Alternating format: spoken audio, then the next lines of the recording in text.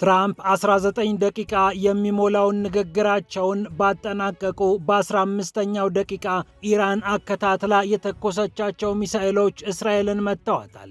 በንግግራቸው የነዳጅን ዋጋ አንዴ ዝቅ አንዴ ከፍ የሚያደርጉት የአሜሪካው ፕሬዝዳንት አሁን ደግሞ ኢራንን ገና እንቀጠቅጣታለን ማለታቸውን ተከትሎ የነዳጅ ዋጋ በበርሜል $106 ገብቷል። በጉጉት ሲጠበቅ የነበረው ንግግራቸው ግን እዚህ ግባ የሚባል አዲስ ነገር ሳይገኝበት ቀርቷል። ዓለምም ምን ሆነው ነው በጽሑፍም በንግግርም ሲያቀርቡት የነበረውን ሐሳብ ጠብቁኝ ብለው ቀጠሮ ሰጥተው ደግመው የተናገሩት ሲል አሽሟጧቸዋል። የሀያላን ሀገራት የውጭ ጉዳይ ሚኒስትሮች ደግሞ ትራምፕ ሆርሙዝን እንደማያስከፍቱላቸው ስለገባቸው ሰብሰብ ብለው ሊመክሩ መሆኑ ታውቋል። አሜሪካ ግን አትሳተፍም ተብሏል። የእስራኤል ጦር ከኢራን ሚሳኤሎች መጥተውብኛል ያለ ሲሆን ጦርነቱ ተፋፍሞ ቀጥሏል። ሳውዲ አረቢያን ጨምሮ የገልፍ ሀገራት ከኢራን የሚወረወሩትን ሚሳኤሎችና ድሮኖች በማክሸፍ ተጠምደናል ብለዋል። ይህ እንዳለ ሆኖ አሜሪካ ከ50 ዓመታት በኋላ ለመጀመሪያ ጊዜ ወደ ጨረቃ ሰዎችን አሳፍራ ልካለች። አሜሪካ በኢራን ጦርነት ተጠምዳ ስሟም እየጠለሸ ባለበት በዚህ ሰዓት ምናልባትም መልካም ስም ሊያስገኝልኝ ይችላል ያለችውን ተግባር ፈጽማለች። ናሳም ይህንን ጉዳይ በተመለከተ ዝርዝር መረጃ ሰጥቷል። ፒያሳ ኔትወርክን ስትከታተሉ ሁሉንም በጥልቀት ታገኛላችሁ። ፒያሳ ኔትወርክን ሰብስክራይብ፣ ላይክ እና ሼር በማድረግ የፈጣን የተአማኒና የጥልቅ ዘገባዎች ቤተሰብ ሁኑ ስንል በአክብሮት ጋብዘናል። አሁን ወደ ጉዳዮቻችን አለፍን።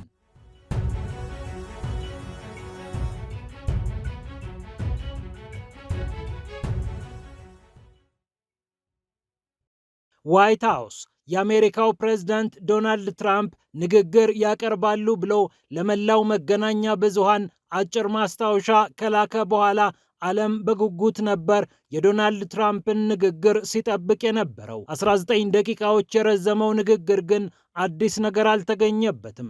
ምናልባት ተገኘ የሚባለው አዲሱ ነገር ንግግራቸው ካበቃ ከ15 ደቂቃ በኋላ ኢራን ወደ እስራኤል የተኮሰቻቸው ሚሳኤሎች ናቸው። የአሜሪካው ፕሬዝዳንት ዶናልድ ትራምፕ ከዚህ ቀደም በጽሑፍም በንግግርም ለመላው ሕዝባቸው ለዓለም ጭምር ያቀረቡትን ንግግር ነው መልሰው ያቀረቡት ማለት ይቻላል። እንደውም ብዙ ያልተመለሱ ጥያቄዎች አሉ ተብሏል። የአሜሪካው ፕሬዝዳንት ዶናልድ ትራምፕ በንግግራቸው ኢራን እጅግ አስከፊ መንግስት እንዳላት አብዮቷ ከፈነዳበት ከ1979 እንደ አውሮፓውያን አቆጣጠር ጀምሮ ባሉት 47 ዓመታት የሽብር መንግስት እንዳላትና ይህም ለአሜሪካ ስጋት እንደሆነ አንስተዋል።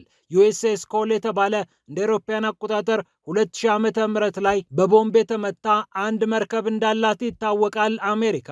ታዲያ ይህ ጥቃትም ከኢራን ነው የመጣብን በማለት ትራምፕ ያልተጠበቀ ንግግር ተናግረዋል።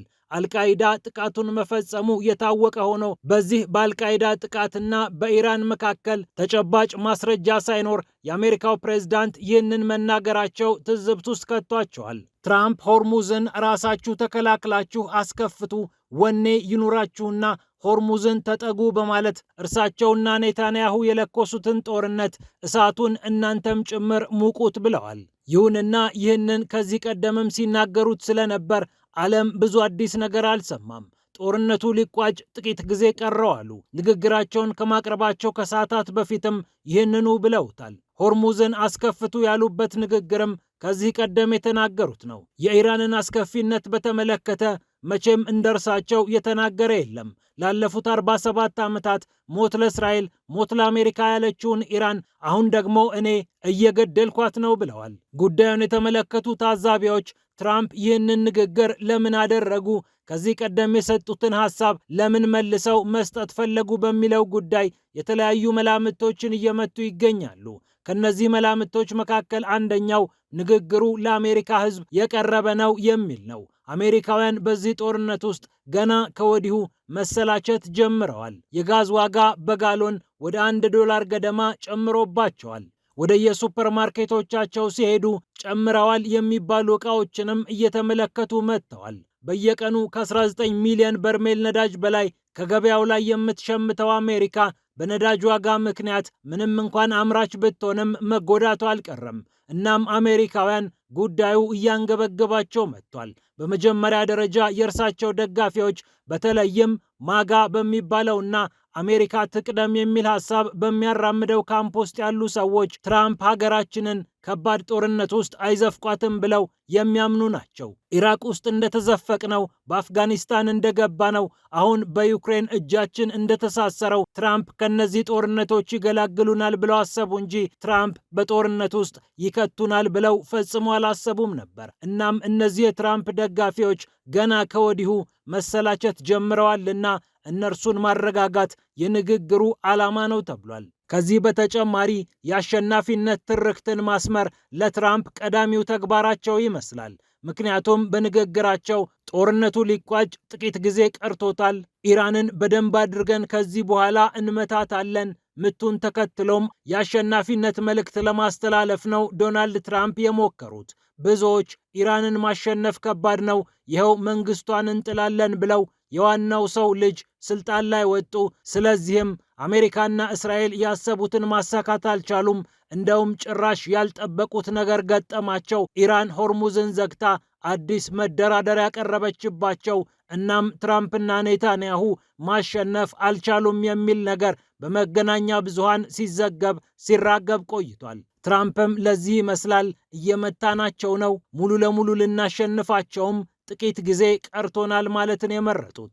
በጣም በከፍተኛ መጠን እንመታታለን ኢራንን ሲሉ ነው በቀጣዮቹ ሳምንታት የሚሆኑትን ነገሮች ትራምፕ ለመናገር የሞከሩት። የኢራን አብዮታዊ ዘብ በበኩሉ ለትራምፕ ንግግር ምላሽ ሰጥቷል። እኛም ከዚህ በኋላ እጅግ በጣም ከባድ የሆነ አድማሱን ያሰፋና አጥፊ ጥቃት እንፈጽማለን በማለት ነው የኢራን አብዮታዊ ዘብ መግለጫ የሰጠበት። የአሜሪካው ፕሬዝዳንት ዶናልድ ትራምፕ ንግግር አዲስ ነገር የለውም ተብሎ ቢተችም የነዳጅን ዋጋ ንግግራቸው አሁንም ከፍ ዝቅ ማድረጉን ቀጥሏል። ኢራንን ገና እንመታታለን ብለው ሲናገሩ ነው የነዳጅ ዋጋ በበርሜል $106 የገባው። በኢራን ያለው ጦርነት ሊጠናቀቅ ጥቂት ሳምንታት ቀርተዋል ብለው ከ24 ሰዓታት በፊት የተናገሩበት ንግግራቸው ግን የነዳጅን ዋጋ ወደ $100 ዝቅ አድርጎት እንደነበር የሚታወቅ ነው። የአሜሪካው ፕሬዝዳንት ዶናልድ ትራምፕ በዋይት ሀውስ አማካኝነት የንግግር ቀጠሮ ለመላው ዓለም ሲያስይዙ ብዙዎች ገምተው የነበሩት ነገር ሁለት ነበር።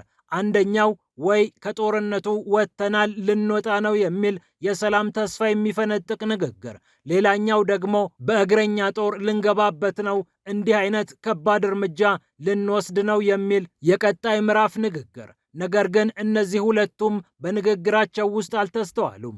ኢራናውያንም ለንግግሩ ብዙም ቁብ የሰጡ አይመስልም። የኢራን አብዮታዊ መንግስት አብዮቴ የተመሰረተበትን በዓል እያከበርኩ ነው እያለ ይገኛል። ማክሰኞና ሮብ ጀምሮ እየተከበረ ያለው የኢራን አብዮታዊ ቀን 150 ሜትር ርዝመት ያለው የኢራንን ሰንደቅ ዓላማ በማውለብለብ ጭምር እየተከበረ ይገኛል። የዚህ ሰንደቅ ዓላማ ክብደት 300 ኪሎ ግራም ነው ይላል አልጀዚራ በዘገባው። የአሜሪካው ፕሬዝዳንት ዶናልድ ትራምፕ ንግግር በሪፐብሊካኖችና በዲሞክራቶች መካከል ሙግት እንዲነሳም ያደረገ ነበር። ሴናተሩ ደጋፊያቸው ሊንድሲ ግራሃም እጅግ በጣም ፍጹም የሆነ ንግግር ብለው ንግግሩን ሲያንቆለጳጵሱ፣ ክሪስ ቫን ሆለን የተባሉት ሌላኛው የዲሞክራት ሴናተር በበኩላቸው ላለፉት 2 ሳምንታት አሸነፋችሁ ስንባል ነበር፣ የአሜሪካው ፕሬዝዳንት ዋሽተውናል በሚል ትችት አቅርበዋል። ጦርነቱ ሲጀመር አካባቢ 72 በመቶ የሚሆኑት ሪፐብሊካኖች የትራምፕን ጦርነት ደግፈው የነበረ ቢሆንም አሁን ግን ወደ 60 በመቶ ዝቅ ማለቱ ነው የተነገረው። ትራምፕም ንግግሩን መናገር የፈለጉት እነዚህ መራጮቻቸውና ደጋፊዎቻቸውን ለማረጋጋት እንደሆነ ብዙዎች አስተውለዋል።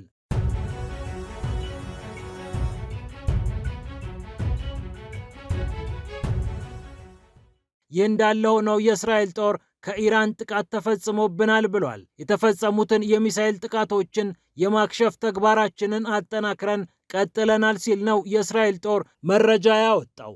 ኢራን ወደ እስራኤል ሚሳኤሎቿን የተኮሰችው የትራምፕ ንግግር በተጠናቀቀ በ15 ደቂቃዎች ውስጥ እንደሆነ መገናኛ ብዙሃን ዘግበዋል። ትራምፕ የጦርነቱን መውጫ ባላመላከቱበት ሰዓት የእስራኤሉ ጠቅላይ ሚኒስትር ቤንያሚን ኔታንያሁ ከግማሽ በላይ ሄደናል፣ ከግማሽ በላይ ይቀረናል ማለታቸው ከሰሞኑ የሚታወስ ነው። ታዲያ ትራምፕም በንግግራቸው የእስራኤሉ ጠቅላይ ሚኒስትር ቤንያሚን ኔታንያሁና እርሳቸው በጋራ ነው የመጨረሻውን ግብ መተናል የሚሉት ወይስ እንደ አሜሪካ ነው የሚለውን ነገር ምላሽ አልሰጡበትም። የአውስትራሊያው ጠቅላይ ሚኒስትር አንቶኒ አልባኔዝም ይህንን በተመለከተ ሲናገሩ ትራምፕና አሜሪካ በኢራን ላይ የከፈቱት ጦርነት መጨረሻው የሚታወቅ አይደለም፣ ግቡም በሚገባ ግልጽ አይደለም ሲሉ ተናግረዋል። ኢራን በበኩሏ አሜሪካና እስራኤል የሚያጠቁኝ ጥቃት እዚህ ግባ የሚባል ለውጥ ያላመጣ፣ ከዚህ በኋላ ለሚኖረኝ ወታደራዊ እርምጃም ምንም አይነት ችግር የማይፈጥር ነው ስትል አጣጥለዋለች።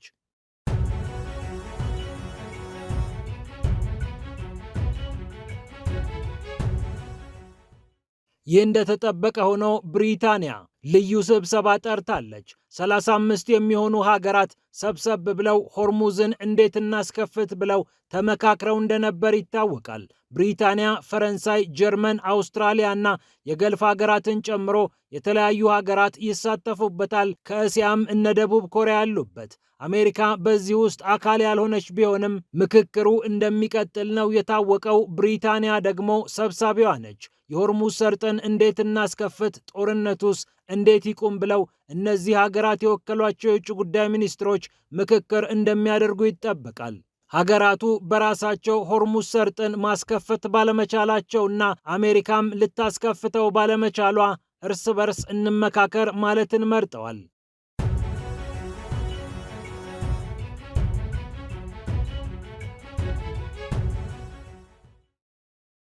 በመጨረሻም አሜሪካ ጠፈርተኞቿን ወደ ጨረቃ ሰዳለች።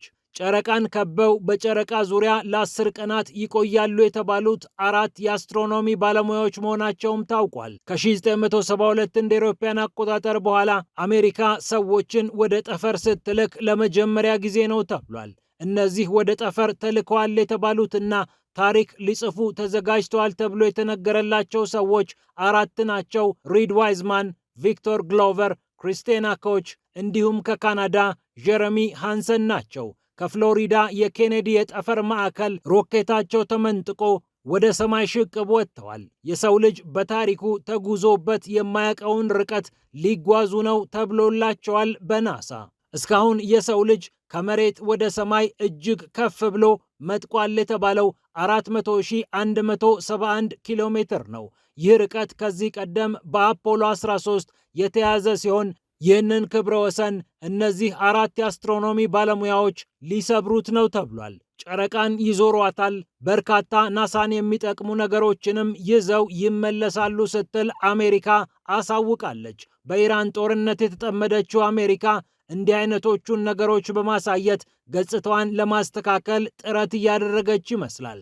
ፒያሳ ኔትወርክን ስትከታተሉ ስለቆያችሁ ክብረት ይስጥልን ብለናል።